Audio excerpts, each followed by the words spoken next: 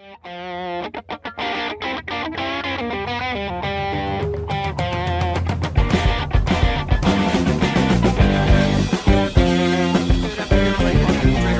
It is your Tuesday afternoon. We're gonna have a fun session today, a little bit different. There is a ton going on in the bond market, and we always have a high level view of the bond market. And I always like when we bring our guests on that can dive us deeper into specific topics and nerd out, if you will. We're gonna talk about the Treasury supply, which in many perspectives, people flooding the market. Of course, you can see the character here of the wonderful Bill Addiss joining me today. I'm sure he's on the East Coast somewhere. Bill, how you doing, my friend? I am doing great, Merlin. Yes, I am in beautiful Maryland, just south of the nation's swamp of Washington, D.C., enjoying the humidity here. Yeah, well, we got some heat out here as well in California, so. You do. Yeah. You do. And I don't have to worry about earthquakes and floods and all that, so I'll stay in Maryland, thank you. I had a good one today. Last night, 1:05 in the morning, I hear this weird little scratching sound coming from my bathroom, like, here, it's like, all of a sudden, boom, 3.7 earthquake hit San Clemente Islands, which gave my house a nice little shock. Those ones always kind of throw you off, and then you grab on the walls like, now we're good, go back to bed. Earthquakes, fire, rain. I mean, is it locusts and frogs next? We dealing with the apocalypse out there? And we pay to be here. Yes, right, exactly. Let's dive into the topic, and I wanted to bring this one up because we've talked about bond markets in the past. We talked about what the Treasury does to raise capital, but you got something earlier talking about this just crazy supply of Treasuries. So let's start there and work our way backwards into, first off, what's going on and why do we have such a huge supply going on right now of Treasury? Great question. And there really is just a flood of supply. And, working with the OTA community, it all comes, bonds are like anything else. It all comes down to supply and demand. And, we're going to talk about both sides of that equation today, the supply of Treasuries coming in, but we're also going to talk about specifics of a Treasury auction so you can actually show and see where the demand is. And I'll get into that in a minute. But the reason we've got this phenomenon going on, and the whole reason this is on everyone's radar screen, is this unprecedented supply of Treasuries that are coming into the market. And it's really a result of two different phenomenons that are hitting us at the same time. Number one is our elected officials here in Washington, D.C., to continue to overspend at unprecedented rates. They're virtually unprecedented. Do you have that slide up, the bar charts? That chart of why we need so many Treasuries is showing you the deficit. Now, understand, when the government overspends, these are bills that really need to be paid. These are real obligations. This is not creative accounting or funny money. These are bills that need to be paid. We don't have enough money to pay our bills. So we have to go out and borrow that money. And the way we borrow that money is by issuing bonds. So because the U.S. elected officials have been the most fiscally irresponsible in the world, and they've overspent more than any other government in the world, we have to issue more bonds than any other government in the world. And this deficit problem is truly a problem. On the slide that you're looking at, we've had deficits here in the U.S. going back to 1954.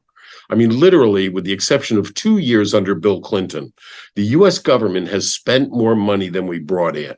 And the way we finance that deficit is through issuing of bonds. Now, on this chart, what I'm showing you is just the last decade. It's in the year two for just this decade. Before we dive further, hold on a second. And look at this chart. While I'm with you 100% that we're ridiculous at our spending, I'm looking at it so far going, hey, we're doing pretty damn good this year. I mean, considering what we did in 2020 and 2021, we were over $3 trillion. Well, and let's put that into some context, and I thank you. Let's jump at that. So absolutely right.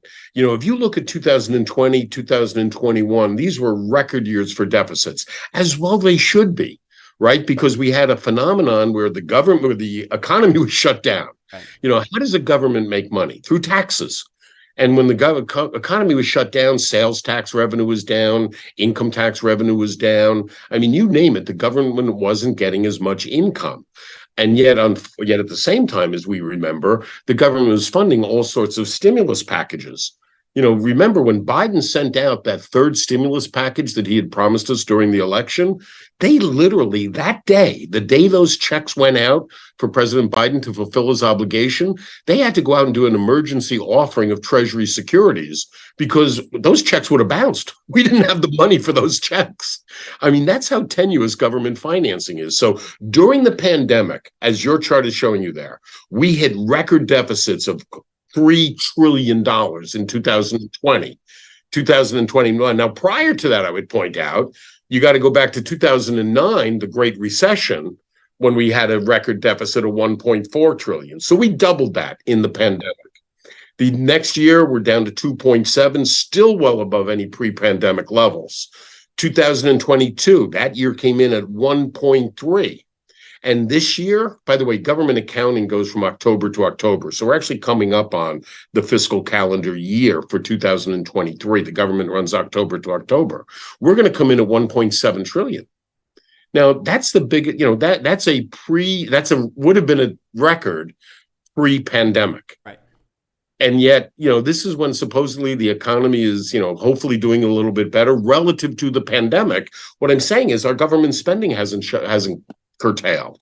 So we're going to come in at a three-time all-time record of $1.7 trillion this year. Without the pandemic, this would have been a record deficit.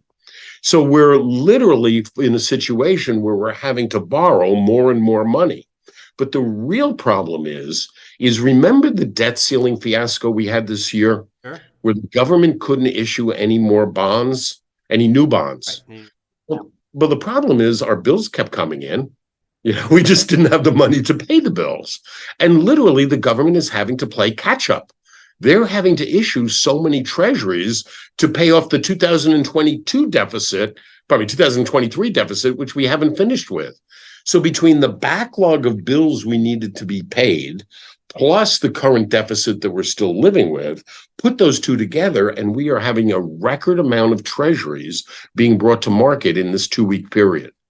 Let me ask you this. Yeah. Can't help but, when I listen to this, think of Bernie Madoff. So Bernie Madoff said, okay, you deposit money with me, and I'm going to get you this rate of return. And let's just call it 6% guarantee. It was higher than that. But let's just say it's 6% guarantee. Right. It was 10, right? Yeah, it was 10. And so you bring in more and more people that are going, hell yeah, 10% guaranteed, 10% guaranteed. Great, it's backed by, Bernie Madoff. He's this big, amazing person on Wall Street, blah, blah, blah, blah. And it gets bigger and bigger and bigger. And when withdrawals started happening, when people needed their money, that's when the whole house of cards came crashing down. Right. In this case, what we have is government Madoff, who, when the withdrawals are happening and you need the money, he's saying, well, we'll just print more, right? So it's like, if Bernie Madoff does it, it's illegal, go to prison. If our elected officials do it, it's good, it supports the economy, and keep on doing it. Kind of a conundrum to me. It is a Ponzi scheme. I'm not even going to try and be diplomatic about it. And I'll illustrate that. There's only one word I disagree with on what you said. Other than that, I'm 100% with you. The government doesn't print money to solve their problems. Right? The Fed does. That's what quantitative easing was all about. But the Fed's not a part of the government. So the Fed, I agree with you, is printing up money to accomplish what they want to do. That's not the government. That's not the Treasury Department. So when the government has bills, they have to borrow the money to pay their bills. When the Fed has bills, they can simply print up the money. And that distinction is important. Right. Well, I guess, the correction that I would make for myself is, the Treasury is going to print bonds because they need money to make these debt obligations. There you go. As these debt obligations become bigger and bigger, they're going to have to issue more and more debt. And you talked about this in the past, like when you have so much supply being pushed onto the market, it's natural for yields to rise. You're going to have to entice someone to buy this garbage as it becomes more and more risky. When we have downgrades like Moody's did recently, that puts us more pressure, and I guess the eyes on the Treasury and the government to say, hey, are you guys really credit worthy? Are you really going to pay all of these billions of dollars worth of bonds that you've issued to your creditors? I mean, You know? Sketchy. I'm with you 100%. And if I, just to even lend a little credence to it, just in terms of specifics, because I do want to go back to your comment about a Ponzi scheme, because I don't take exception to that. I agree with it. And just to illustrate the point, we have so many treasuries coming to market in this period that yesterday the government had to have 2 auctions in one day. They literally had to adjust our auction schedule because they had to fit 2 in one day. They had one auction at 11:30 and another auction at 1 o'clock in the afternoon. And when the government creates treasuries, they literally auction them off. There is an auction that takes place for treasuries. That's how they're created. So yesterday, the government wanted to create 45 billion more of a new 2-year treasury. They auctioned off 45 billion of a 2-year. Now, the reason we auctioned off 45 billion of a 2-year yesterday is yesterday we had 38 billion of 2-year treasuries coming due, maturing. So let's say 2 years ago, Merlin, you bought a 2-year treasury, you wanted safety, you wanted not a lot of income, and your treasury came due this week. I don't want to scare you. Government doesn't have the money to pay you back. We're in a deficit. So with a $37 billion obligation today that they had to pay those bondholders the money they had lent the government, what did the government do yesterday? They issued another 45 billion of new 2 years. So the first 38 billion is going to be used to pay back you and everybody else who bought the 2-year 2 years ago. But then they added another $8 billion of debt on top of that. And now, sure enough, 2 years from now, when these treasuries come due, I feel pretty comfortable saying, yeah, we're going to have to refinance 45 billion. I mean, all we do is kick the can down the road. So net aggregate today, when we look at that chart of, 1.3 billion here, 2 billion there, when we look at the net aggregate amount of treasuries now outstanding in the market, it's $39 trillion. That's how much debt the U.S. government has outstanding, because we never actually pay it off. We just kind of roll it over. That's all we ever do. God forbid. It would be nice if you could pay it off. Let me ask you this: you've told stories in the past of running to get your Treasury auction orders in, which I think is just such a common. I just picture young Bill Addiss sprinting up the steps to get his ticket punch and get the. Yep. You mentioned today that they did 2 in one day. How many times in your career have you seen them do 2 in one? Only 3 other times. Only 3 other times. Once was back in 2008. It's very unusual.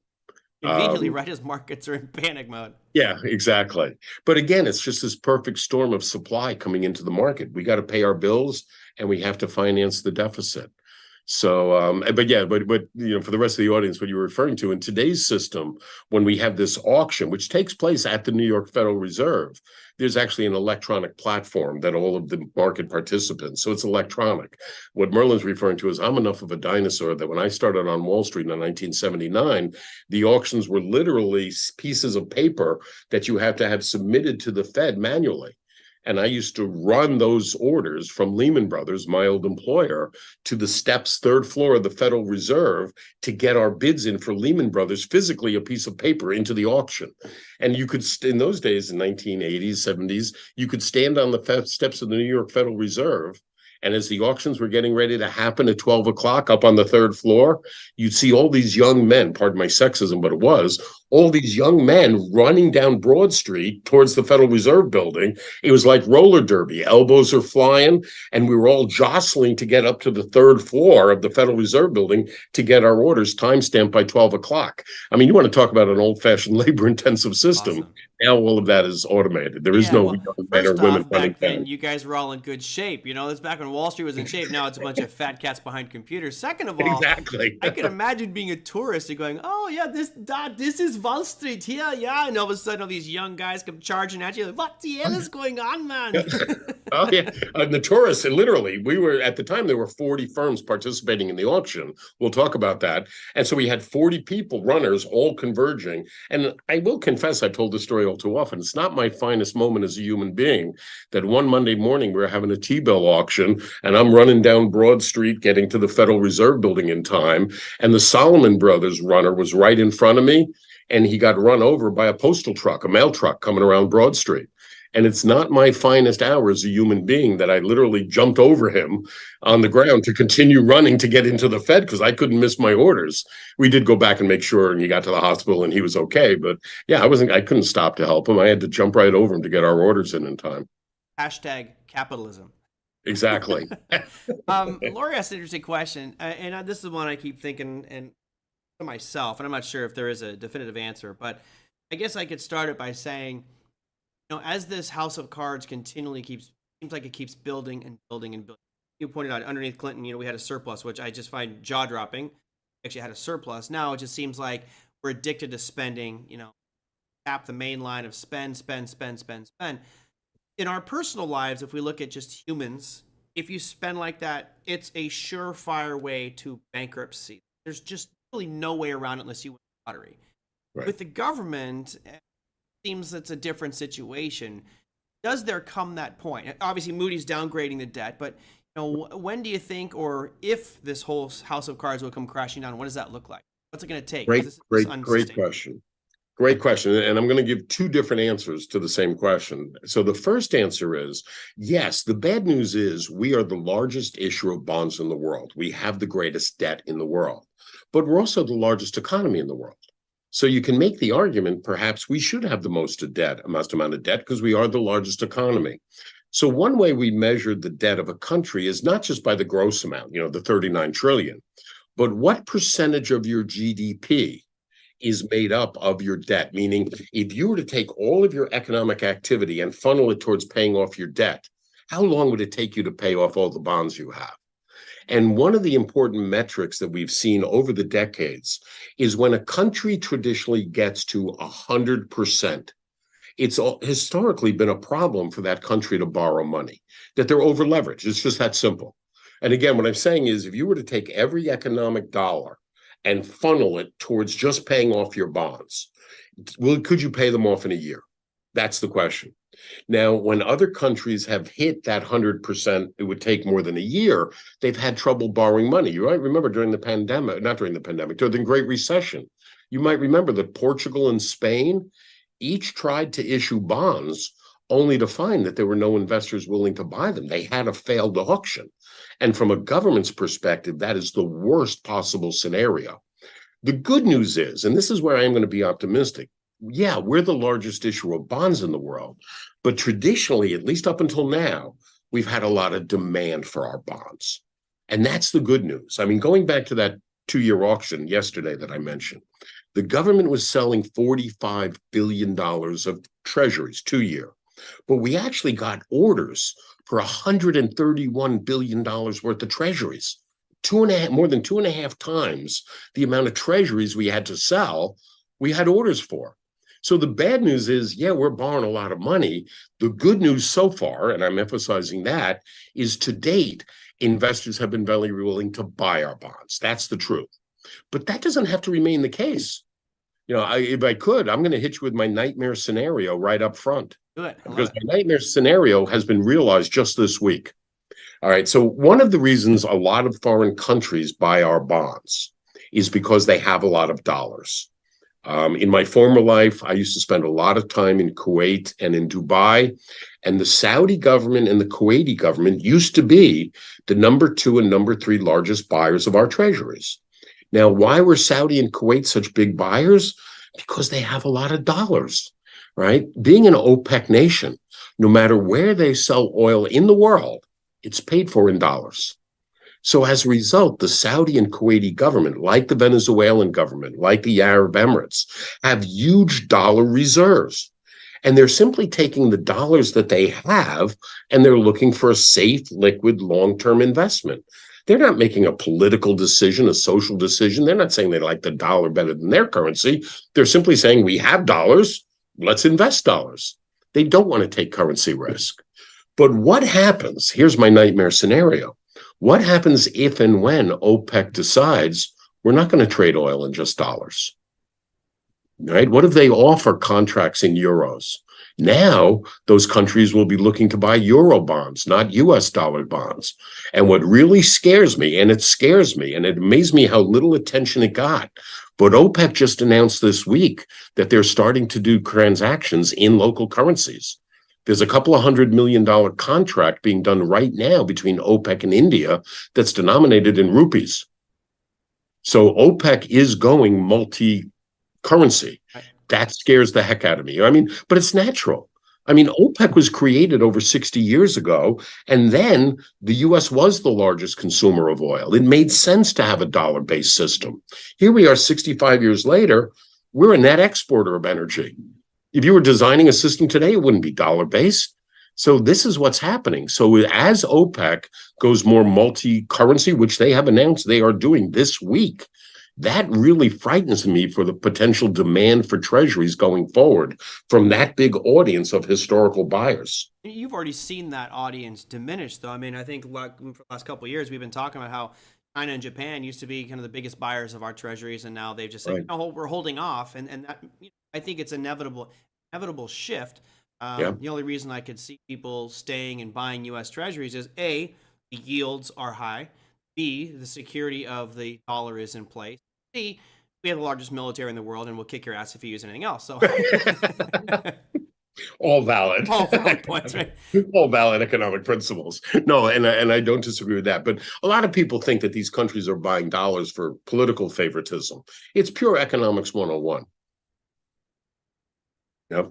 Well, we're seeing not only OPEC, but you heard Putin when he was at the BRICS conference the other day say, let's abandon the US dollar. And it's like, you're not going to abandon it overnight. But I wrote an article for Bar Chart several weeks ago, Yes. now, where it's like, you have to ask yourself, what's going to replace the dollar? It's not that we're going to, remain the powerhouse forever. We've seen typically fiat currency and reserve currency status of the world is about a 100-year cycle. We're past that for the US. So I would more encourage you to think about it as not what is going to replace the dollar, because why does there have to be one currency that replaces it? What about just letting these countries deal in their local currencies? If I'm doing oil with India, it should be in rupees, right? If I'm doing oil with the UK, it should be in pounds. Why are we forcing it to be one currency? It doesn't have to be. right now, That was done just for the convenience of the US, quite frankly. I'll pay it in Bitcoin. I'm fine with that. As long as There you it's go. a conversion market, pay me There you go. in stand dollars. I don't care as long as I have a market to convert that back to something that, it's funny. I talked about this with Eyal of Online Trading Academy. We started building a cryptocurrency class.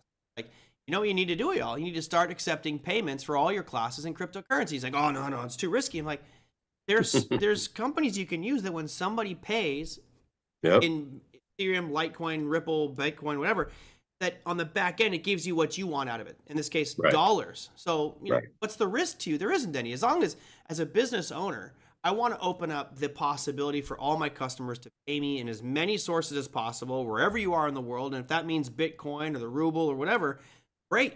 As long as I can convert it back to the currency that I feel safest in, whether that's my native currency or something. Agree with you there completely. Absolutely. And I hope we get to the day where crypto is actually used as a medium of exchange soon. I agree. I absolutely agree with you. I do as well. It's going to be an uphill slog. I don't know if anybody saw the news today, but Grayscale has been suing the SEC because the SEC has been stonewalling them and not allowing them to convert their Bitcoin trust into a spot Bitcoin ETF. Grayscale won that lawsuit today, and you guys saw the future markets. This is the chart of Bitcoin today. Huge pop up, 7.36% right now to $28,000, and I think there's still a lot of room left because this basically, in my opinion, opens the doorway to much more lax rules by the SEC. They're going to have to backpedal a bit here and start doing more spot Bitcoin. It will be funny going forward. And I'll be honest with you, I've been in class all day on training all day, but I think also didn't PayPal come out with something about a stable coin today? They came out with, I think it's 2 weeks ago, they came out with a stable coin, which, that's very interesting one. I mean, now all of a sudden you're creating your own payment rail. And this is what was interesting with Libra, right? With Facebook was trying to do their Libra stablecoin, and the government's like, no, you can't do that. And here's PayPal going, we just did it. Well, that's it. I find a PayPal stable dollar an interesting evolution in terms of using it as a real currency. Absolutely. Yep. That's the evolution we'll see we need. more of that. I think more and more businesses creating their own currency. It's crazy because I think technically in the United States, you're not allowed to create a competition to the dollar in the. Actually, that's not true. Oh, I've been working on an article, just so that you're aware, there are 136 different local currencies right now in the U.S. that are legal. What where about municipalities and areas. John O'Donnell brought this up a while back, where it was I think it was the silver dollar or some silver currency that this guy created, and he went to jail for it because it was direct competition. No, right now, out there on the West Coast, Berkshire bucks. Pardon me, the San Francisco has its own currency. Short it. Short Um, it. no, no, no, no, no, no, no. This has been in place for 35 years. This has nothing to do with the crypto market. But no, you can have your own currency. Berkshire dollars, the Berkshires in Massachusetts, San Francisco. There are literally 136 alternative currencies here in the US and more growing. A lot of communities created their own currency during the pandemic. Here in Maryland, we had 3 different communities created their own currency during the pandemic, having nothing to do with crypto. I'm talking about a hard currency. Okay. Well, Yeah. I'm Anyway, looking forward. tangent. Yeah. When's the article coming out? Actually, it was going to be a book, but it's just gotten so waylaid. But I'm fascinated by the topic of currency. So the fact that we've got all these different currencies in the U.S., we were actually thinking about starting one here in Maryland. Wow.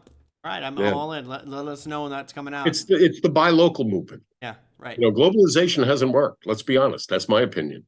And the whole idea of a local currency is to support local businesses. I think there's a huge backlash movement coming that. I think globalization has not worked for us, but that's just my opinion. Works to a point, and then I think fizzled out. Who knew we were so vulnerable to Ukraine oil, to Ukraine corn, right? To chips coming from China. And rice I'm from India. tired of supply chains that I have nothing to do with. Anyway, Yeah. I'm going off on a tangent. I'm with you. Sorry. All right.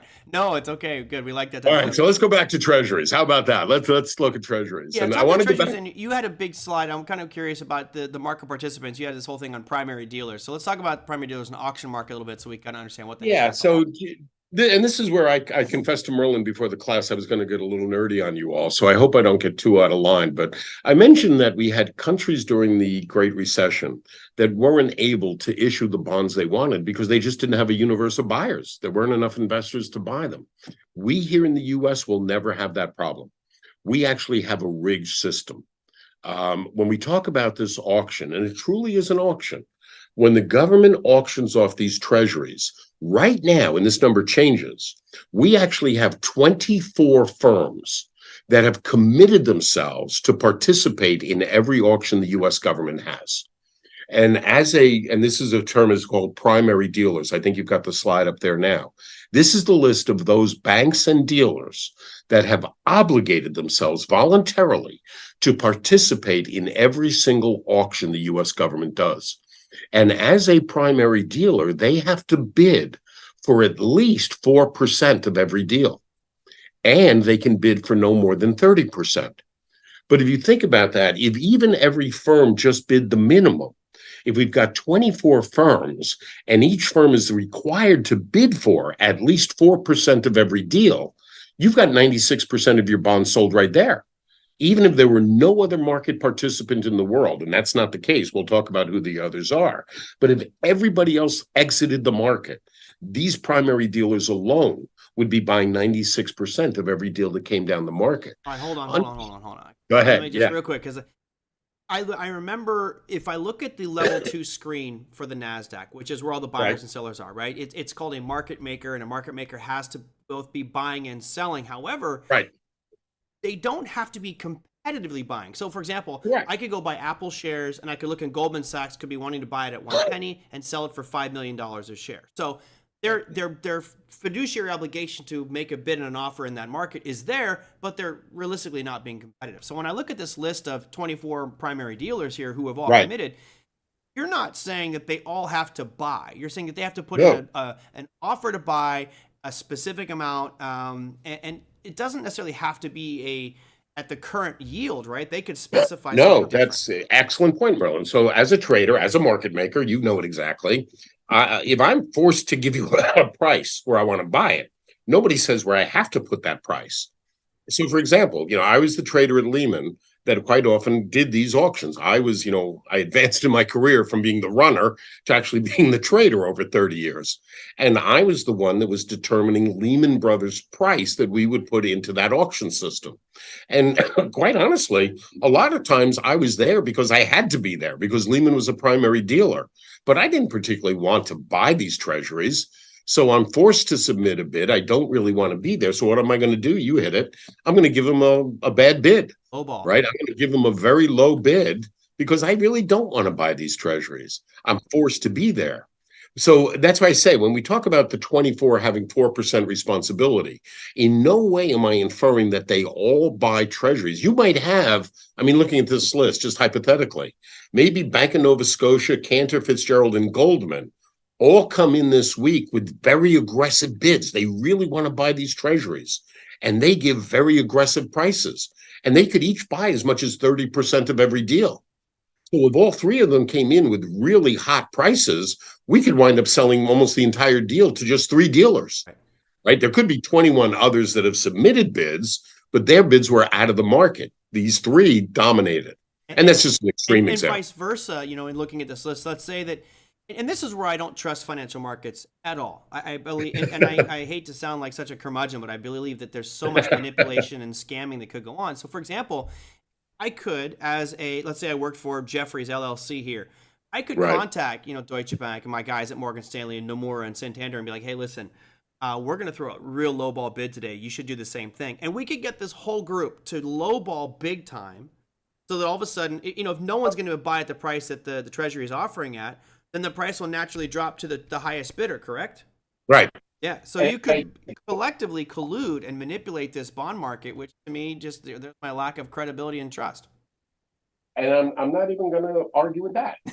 I'm very accommodating today. Bill, I like when you argue with me. No, but I agree with you because the Fed has even acknowledged they were worried about this. Yeah. I mean, when you have an auction, camera fell over or something. What, am I there? Can you hear me? Yeah, you're there. Your audio got a little distant, and I'm seeing your printer right now, so I'll go back to the other screen. Wow. Okay. Sorry about that. I don't know what happened. Oh, good. No, and the issue of collusion is a legitimate concern. Yeah. You know, if you have an auction, the fewer participants at that auction, don't you incrementally increase the risk of collusion? Right? The more participants at an auction, the less chance there is for collusion. So at one point here in the US, we had as many as 50 primary dealers. And back when we had that number, each primary dealer only had to bid for 2% of every deal.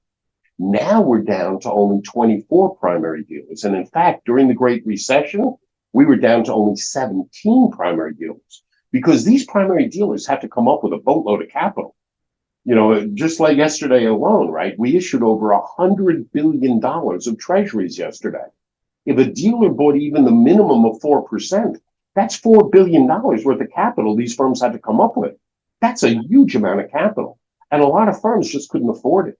So during the recession, we went down to as few as 17, and the Fed readily admitted they were worried about exactly what you're saying about collusion.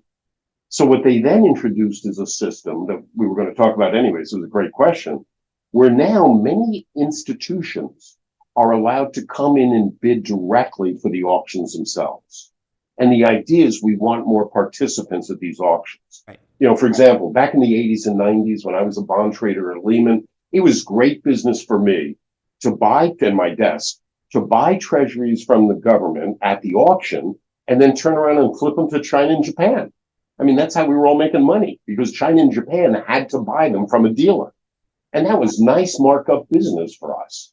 Well, during the Great Recession, the decision was made, let's let these foreign governments come in directly. They don't have to come through a primary dealer. So, and the goal of that was to get more attendees at this auction. If you only have 17, you have the risk of collusion. I'm not going to disagree with you. But I also have to add the honest real life element to tell you the real story. We all know each other. You know, even in the 80s, when there were 50 primary dealers, I knew who my competitor was at Goldman Sachs. Of course, you probably went out to lunch together. I mean, you guys were buddies. Exactly. We go out drinking, the brokers take us out, we're friends. And I will confess to you, many times another dealer would call me on the day of an auction and say, what are you thinking? Mm-hmm. Or maybe I'd reach out to them. And these are people that I would socialize with. But bottom line, first and foremost, they're competitors. That's what you have to keep in mind. These are competitors. And I will readily admit, if one of my friends were to call me up and say on the day of the auction, what do you think? I'll give them an answer. I'll guarantee I'm not going to tell them the truth. I don't care how good a friend they are. I'm not going to jeopardize my nice job over a friendship. And we joke about it later at Harry's bar. You know, yeah, yesterday I lied to you through my teeth and blah, blah, blah. They know that. So I would just ask you to remember, you know, the competitive pressures between these firms make them not collusionists working together. They're actually working against each other. Right. But I understand the risk. Don't get me wrong. I completely agree and understand the risk. I think that there's that potential, for it, where you have, especially we're not dealing with a couple thousands or millions of dollars. This is billions of Right. dollars. So Yep. if I can cut my yield that I'm paying, cut my bid Yep. by, let's say, $100 million, that's $100 million of flat profit for my company. So yeah, I mean, Absolutely. we're in business together, but if we can collectively as a business make money, then better. So I Yep. remember No, my old I, trading I floor have to days was agree. similar. Go ahead. Good. Yep. No, I have to disagree, and the Fed is worried about that. So that's why we now have a lot of different participants who are able to attend this auction. So Margaret asked, and I think you answered this one pretty clearly, but I just want to get the correct answer. It says foreign entities Yeah, buy from these primary dealers. They used to have to, now they can do it themselves. Correct? correct. Well, we now have a system, and here we're going to get into the auction results. I promised we were going to get a little nerdy.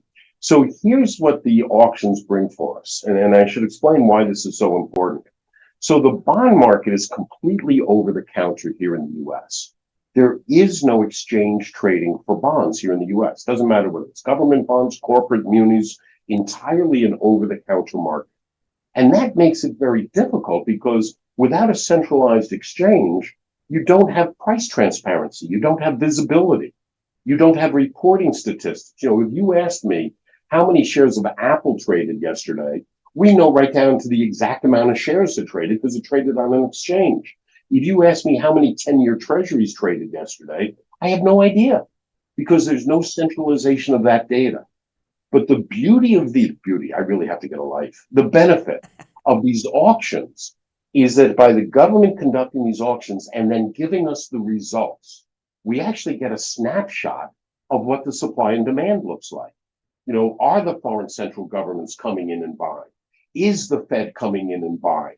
Are we seeing large asset managers like BlackRock or Janus or PIMCO coming in to buy? See, the transparency of the auctions gives us market data that we don't get on a day-to-day basis. So, for example, on the last 10-year auction, the U.S. Fed bought $14 billion of that auction. They were actually the single largest buyer of that auction. And we wouldn't have known that unless the Fed had done that through the auction. If they had come in through the secondary market and just bought them through various dealers, we never would have known what exactly the situation was. So the auctions give us a snapshot of what's going on with the Fed, what's going on with purchasings, and that is critical, absolutely critical. Oh, man.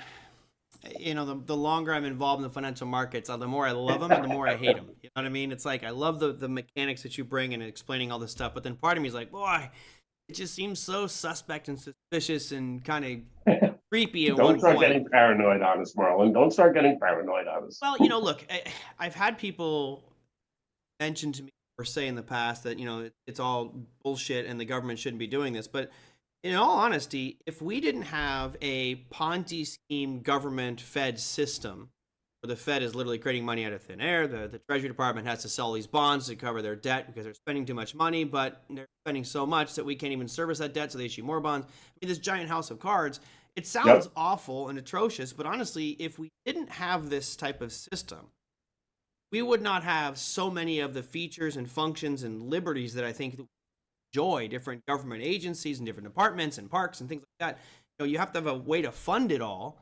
Yep. And if we didn't have that, if you're running at a budget deficit, things were really constrained. I question or wonder what the United States would look like. I think it'd be very, very different place. No, I agree with you. My only concern is, and again, everybody has their own hot buttons. I just worry that the spending we're doing is just so out of control. I mean, this 1.7 trillion at a time when the economy is not in pandemic stress like it was, the fact that we're going to have the fourth largest deficit in history, forgive me my cynicism, but politicians only worry about deficits when the other party is in power, right? Republican, I'm picking on both parties. This is nonpartisan, but Republicans hate deficits when Democrats are in power, and Democrats hate deficits when Republicans are in power. When your party is in power, it seems to be necessary. Yep. And that's the way it is. I don't see that changing anytime in the future. I unfortunately don't either. I'm rather cynical in that regard. I don't see any concerted effort by our elected officials to actually curtail their spending. All they're willing to do is raise the debt ceiling of how much they're willing to overspend. God forbid we actually have a discussion about balancing the budget. Funny, I'm literally writing a book and working on that. The book is about budgeting and making sure you live within your means, because this is how you grow your wealth. And I look at, Yep. the United States is supposed to be one of the wealthiest countries on the planet, and we have the highest levels, some of the highest levels of debt out there. Yep. We do. Even, I know, by the way, I mentioned that 100% of your GDP being a threshold. Well, the good news is when the US hit that 100% threshold during the pandemic, it didn't present the impediment that it had shown for other countries. And right now, our debt is 120% of our GDP. We blew through the 100% quickly, and we're now at 120% of our GDP is made up of our debt. Accelerating. Yes. Prozac will be served at the door on the way out. We're depressing each other. That's your parting gift. Here's some Prozac. Yeah, exactly. I told some classes where I tell the students, I feel like I should be serving Prozac at the end of the class. I'm going to be depressing you so much. Well, I don't think that. It's part of what I try to do with this program anyway. Is like, look, sometimes you convey information that's just not. It seems bad. Like, it just doesn't feel like it's good for society. And that may be the case. However, I guess the way I look at it is, as a trader or investor, I just have to look at it as, how can I take whatever these great facts or horrific facts are, find a way to increase my net worth, my financial position, so when the shit does hit the fan, I'll be in a much better place, whether I'm in US dollars or Bitcoin or euros or living in different countries. That's the story I have to tell myself and figure out. But And maybe that's what I should be doing in the translation of this conversation, because I'm talking about the dynamics of the market. What I really should be talking about more is how it impacts. And what the impact we're seeing is this week going into next week is that this onslaught of supply, right? Again, OTA, you guys know supply and demand. If you have a huge supply of anything coming to the market, that's going to depress prices. But understand, in the world of bonds, if prices are going down, that means yields are going higher. right. So, we've had a conversation. We kind of have agreed to disagree on where we think the path of interest rates are going. But on a short-term basis, all of the supply coming into the market is causing rates to go higher. The 2-year Treasury that was auctioned off yesterday at a 5% coupon, which, by the way, that's the highest coupon we've had on a 2-year Treasury since 2008. So interest rates are going higher. That's a fact. But that 5% coupon was actually, that 2-year Treasury just 2 days earlier was trading at a 4.75. The yield on that 2-year went up by 25 basis points in just 2 days, with the anticipation of all of this supply coming in. So, you talk about, and I agree with you, as interest rates is kind of the wind in the sails that affects all markets and most asset categories one way or the other. What we're clearly seeing is the short-term implication of this onslaught of supply is an uptick in rates. And that's what we're seeing this week. Yeah, and I've got the yield curve over here on out at home.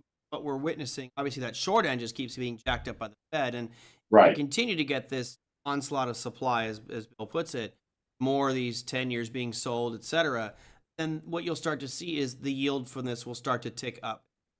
May get to the point that we have a normal yield curve, or at least get to flat. At least flatter.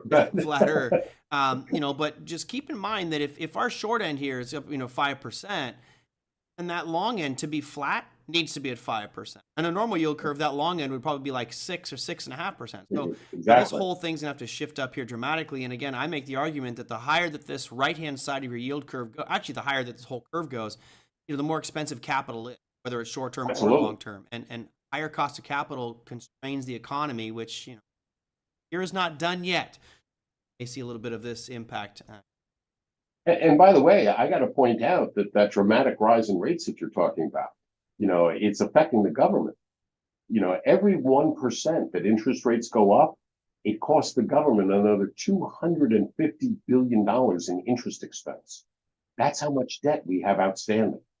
Now, I'll repeat that number. Every 1% rise in interest rates results in an extra $250 billion in financing costs. So the short end has risen over 5%. We've gone from 0 to over 5%. If that were across the maturity spectrum, that'd be an extra $1 trillion in interest payments the government now has to make. I'm animating it for you guys so you can see really from 2016 we're down pretty much at zero, and that's a normal yield curve. This is what was juicing the economy. Things look great, and all of a sudden move into 2017, and that short end starts to spike quickly, and then we hit COVID pandemic, and boing, just rip to the upside here. Great illustration. Martin, one of our viewers says, ask him how likely he thinks it is that Bitcoin, dollar. I think he kind of answered it earlier, Martin. I think I'll speak for Bill here. Bill's going to say, I don't think it will replace the dollar, but it's a choice that consumers will have to utilize. You kind of said that earlier. Yes. No, I see. My issue on Bitcoin is I love the technology of it. Distributed ledger technology is here to stay. I like the concept. My problem is my opinion, I don't think we can actually call it a currency yet, because I don't know anybody who's actually buying and selling things with Bitcoin. Until we can get clearing services, until PayPal or any of the clearing services can actually clear your Bitcoin as a currency, I think there's going to be impediments to that growth. I really do. And we knew, Twitter and PayPal had assured us they would have clearing services for us years ago. We still haven't seen it. So unless we can actually use crypto as a currency, I think its growth as a speculative asset is rather limited.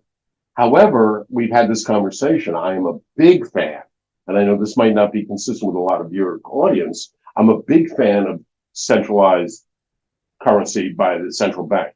CBDC? Yeah. Thank you. I was tripping over the acronyms. Thank you. From the government's point of view, I think that makes sense. I'm not sure the population is going to enjoy it as much as they think. But I think moving our currency onto a distributed ledger technology makes a lot of sense. Sure. I think inevitability, if you look at the evolution of finance, money will be digital, just like music and art now. Exactly. There are 103 countries looking at digital currencies. 5 of them have already rolled it out, including China. So, actually, digital currency. That's not true. Aha, I finally got Bill on something. I finally got him. Whoa, back me up. Okay. So China hasn't officially rolled it out. They're still in their official pilot program, which is now. Okay. But their pilot program is to over 350 million people are in the pilot program. Right. But it's not official. Here's your trivia question, Bill. I host trivia on Tuesday nights. Unfortunately, you're on the East Coast, so you can't come to my trivia night tonight. But there are only 3 countries in the world that actually have a fully implemented central bank digital currency. Can you name one? Nigeria. One. Good. One of the islands. I want to say Turks or Caicos. One of the islands. The Bahamas. So it's called the Bahamian sand dollar. You've got Nigeria, and then the one I'm going to visit in next week. I will be in Jamaica, man. Apparently Jamaica has a central bank digital currency. Shocking to me that these little, and maybe it's a litmus test, right? Maybe they're just like, hey, let's let those little tiny guys figure it out first. And if it works, then we'll start to implement. Yeah, they're really only 3. And the other issue is, I would also make the argument, the other issue is these are 3 locations that are very ill-served by the traditional banking community. For the retail investor. Bahamas is a different discussion. But there's no banking presence in Nigeria. So the benefit of the digital currency is you don't need the bank. Margaret has an interesting question. She said, any other catalyst besides oil that will lead, which may lead to a demise of the dollar? What other pressures do you see pushing maybe foreign countries away from the dollar that we should pay attention to? I think it could be a credit quality deterioration. If you look, the UK is a AAA rated economy. Germany, Sweden, Norway are all AAA rated economies. We're now a AA rated economy. And some people question whether we even deserve that rating. Right. I mean, if you look down the road, and I don't mean to sound as negative, I keep coming back to Prozac. I think our elected officials are doing us a great disservice because nobody's dealing with the fundamental problems. We know we're going to go bankrupt, right? We know we know Social Security is going to go bankrupt. We know Medicare is going to go bankrupt. We know we've borrowed more money than we can possibly pay back. Who's addressing these fundamental issues? Nobody. It's the third rail of politics. So as long as our elected officials don't have the backbone and spine to actually deal with the issues we're electing them to deal with, I think looking down the road is a horrible future. And to see further credit deterioration to U.S. Treasuries, I think is quite conceivable. We call sovereign bonds the risk-free rate. I hate that term, even for the U.S. government. Nothing is risk-free, right? You buy a bond, you have interest rate risk. If interest rates go up, the value of your bond goes down. We have credit risk. U.S. Treasuries used to be AAA. They're now double. And there's nothing that says they can't be further deteriorated. So I'm not calling for the demise of the Roman Empire here, but do I feel that we could have serious credit deteriorations when you look at the long road? My answer, unfortunately, is yes, because we don't have elected officials who have the backbone to actually deal with these issues that would get us out of trouble. They keep deciding how much are we going to overspend. No one wants to. No one wants to put their neck out there and start making all these cuts, because then their constituents or some part of the economy is like, well, this president did this administration's cutting this, get him out of office. So, Absolutely. Everybody wants it to be controlled, but nobody wants the cuts to hit them. Absolutely. What happens to the next politician who says our retirement age should be 75? Oh, that's the reality. But what's going to happen to the first politician who has the courage to actually say that? You better get in office first, because it sure as hell ain't going to get voted in if you're saying raise exactly. Exactly. I mean, you saw what happened in France. Yeah. They don't have the nerve to deal with what we elect them to deal with. And until they do, I only see further continued deterioration. Yeah. And I'm sorry to be so pessimistic. No, it's funny because I have a couple friends who I've tried to help with their finances. And look, your next couple of years are going to be tough. It's going to be brutal. You're not going to do the things that you want to do. But if you look at the end goal of what it's going to do for you to make these really tough cuts on your spending and your expenses and the things that you do, the end result is going to be far greater. But there's going to be some short-term pain. And again, for us as a country to do that, there will be pain along the way. And most people don't want to go through that pain. Right? It sounds great to say, let's make these changes, let's make these cuts, let's do all this. But when it actually comes down to it, you're right. Not only do the politicians not want to put their neck out there, but I think the average American's like, I don't want to see that happen, because then I won't be able to get these services or this or this. Cut somebody else's benefits, not mine. Yeah. Let's wait till next generation, kick it down the road. I got to wrap things up here. Talk to me about your upcoming. I know you got some stuff going on with OTA. I have your calendar over here, so I'm going to bring that one up for you. You've got an XLT tomorrow, right? Yes. So tomorrow we've got an XLT at 1:30 East Coast time, and we've got two topics. I am going to get into this auction discussion a little bit more, but I also am going to be doing a whole session on municipal bonds. This is a product we haven't talked about a lot in my XLTs this year. And the reality is the muni market held up in the pandemic quite well. We were expecting municipal bonds and municipalities to take a real hit during the pandemic. We were expecting real credit deterioration to municipalities. And the truth is it didn't happen. And we can thank the federal government for that, because the federal government and the Fed were so generous to municipalities, they actually upgraded during the pandemic at the expense of the government, of the central government. So the municipal market really warrants some attention here. Yields, again, are getting up a little bit up there. Credit spreads are widening. But in general, the municipal market has survived very well the pandemic. So we're going to do a session on muni bonds, which is to talk about tax-free income for the most part. As you know, most municipals, are tax-free. So that's a nice benefit. Nice. So munis tomorrow on the XLT. And then on September 7th, we're going to have our first one-day focus class. It's taken me a year to get this together, but we're finally out there with a one-day focus class looking at the two different sectors of the bond market. The traditional income buyer, who's back because yields are higher. You can get 5% at 2 or 3 years. That's worth some attention, maybe. So the traditional income buyers are back. But just as importantly for OTA is the trading community. We're seeing huge volatility to the bond market, and that gives trading opportunities. And on that, we focus on ETFs, because I personally don't think the average individual should be actively trading bonds. Buying and holding is great, like my grandmother used to do. Clip your coupons, buy and hold. But if you want to trade the market, I would recommend trading ETFs rather than the bonds themselves, because you have much better liquidity. So we're going to address those two constituents of the bond market in the one-day focus class. And then after that, we meet every week. For those people who participate in that, we also have weekly sessions every Thursday as follow-ups to that. So I've got a nice schedule here with OTA, thanks to you and joining you as well. So thank you. I'm glad to see it. It's been a long time coming to get the those classes up and running, but excited that you got your focus series out there. I do one on cryptocurrencies, which is Tuesdays. His is starting September 7th, will be the maiden voyage out there. If any of you would like information on that, you can go to www.otacourses.com/focus-course. Wonderful. Find an OTA. And I've been gratified by the response. That class is definitely running, so I've been very gratified by the response. Yeah, I'm no, looking forward to that I'm class a lot. disappointed because I will be, well, I'm not disappointed, but I will be in Jamaica on that day, so I won't be attending that, but I'll probably watch the recording of it. So sending you all kinds of I'm the questions. jealous one.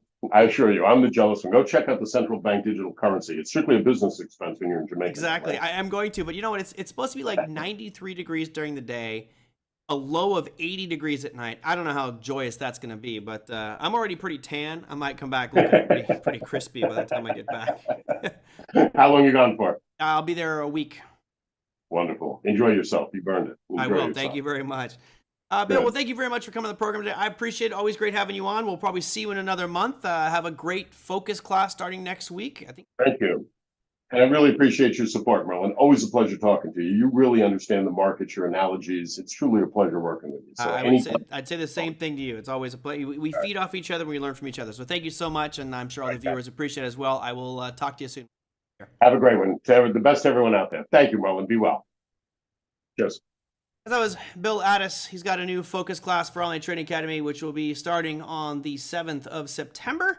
And then the way these focus classes work is typically there is an all-day class, like 6.5-hour class that you go through, and then every week there will be application sessions which cover a specific topic pertaining to that focus class. The Markets Canary in the Coal Mine is the name of the class. Again, you can get more information at OTA. I will copy and paste this into chat in case anybody is interested. I'm going to copy this over there. I know I got slides and stuff that right past it. That one. Oh, all right. I'm going to real quickly talk, go through our overall markets. And I say quickly because I'm very late and I got a ton of things to do today. The big shock to the system, guys, and people wondering why did everything soar today? Really, I think it has to do with this judge overturning the GBTC thing, because you look at the timing, all the markets started ripping right around that time, right as that announcement came out. So all of a sudden, my sound breaks up a bit. Not good. I noticed that yesterday there was a little glitchiness in the audio. Has anybody else experienced that today with my microphone? Thank you, Thomasina. I noticed when I was looking at the recording, the audio level seemed very low, and I noticed there were a couple little pops in it. I have an issue with the microphone. Are bonds a canary in the coal mine, or that gases that kill the canary? That's a good way to look at it. I think the bonds would be the canary in the coal, because it's letting you know what's happening in the mine, meaning overall financial network. Huh. Okay. I'm gonna have to do some testing because I'm not sure why it. Bill was fine, but mine's cutting out, so it must be something with my microphone. Okay. Very low, but good. Okay, weird. Low audio, but no breakup. Thank you guys for the input. I will try to fix that one. I noticed that yesterday when I output the show for the podcast, audio level is exceptionally low, and I have no clue how that happened. So I'm going to dial some things in, do some more tests. Anyway, let me run through these markets real quick so I can get out of here before the strike of 3 p.m., which is 2 minutes. Obviously, great day today. You had the dollar index was tanking, coming right back down to this area of demand that we talked about. You look at crude oil. Nice pop to the upside here. I actually thought we'd have a down day. It started off down last night. I was watching the futures market. We started off dropping, and then all of a sudden when the markets rallied, everything rallied. Gold and silver. I'm kicking myself for getting out of my silver positions, but hey, I met my financial objective. Gold was up 0.94% today. Index is really dominating, 1.45% up for the S&P, which is at a supply zone in my opinion. Russell 2000 was up 1.36%, not at supply. You got a ways to go till get 1930 on the Russell. NASDAQ absolutely ripping 2.14%. And notice where it topped out today. Dead high from the NVIDIA a couple days ago, last Thursday. That was the NVIDIA earnings call, I believe. Maybe might have been the NVIDIA. But you had a big spike up and then came crashing down that day. Still up 2.14% today, but closing right at the highs and into an area of supply. And lastly, here's the King of Kings today. Bitcoin closing that gap. Love it. This is my largest cryptocurrency holding, which makes me fuzzy today, but that's our top 8 markets. You cut out at times and volume is lower than the. Okay. well, I will have to figure out what on earth is going on because nothing changed on my end. As you guys know, there's gremlins in these computers. Sometimes things happen, so fix that audio. Maybe I'll do some tests before tomorrow, but pretty busy couple of days. As far as earnings announcement and economic calendar, nothing really on the earnings that's exciting other than Salesforce. But we do have a lot on the economic front. Here is the U.S. for tomorrow. You've got GDP numbers, ADP non-farm employment change, goods trade balances, pending home sales, crude oil inventories. A lot of stuff happening for the U.S. markets, both before market and 30 minutes into the trading session. And at the end, you see GDP numbers coming out for European Union. But all in all, I think the real focus was going to be on U.S. market. Yeah, Liz, it was Wednesday, but the results gap up was the Thursday peak. Like we gapped up big on Thursday because of NVIDIA. Okay, that's it. I am officially over my 1 hour time frame. Didn't mean to go that long. Hope you guys enjoyed today's show with Bill Addiss. If you did, give me a little thumbs up. Like that. If you guys are new, hit that subscribe button so you can see when we do these shows. I do them every single day. I've got a bunch of questions coming in that I need to get to, so I'll probably do that for tomorrow's show. Wednesday and Thursday will be Q&A unless I find something to discuss. You can always email me, TraderMerlin@gmail.com with your topics. Until then, have a fantastic remainder of your day. I will see you.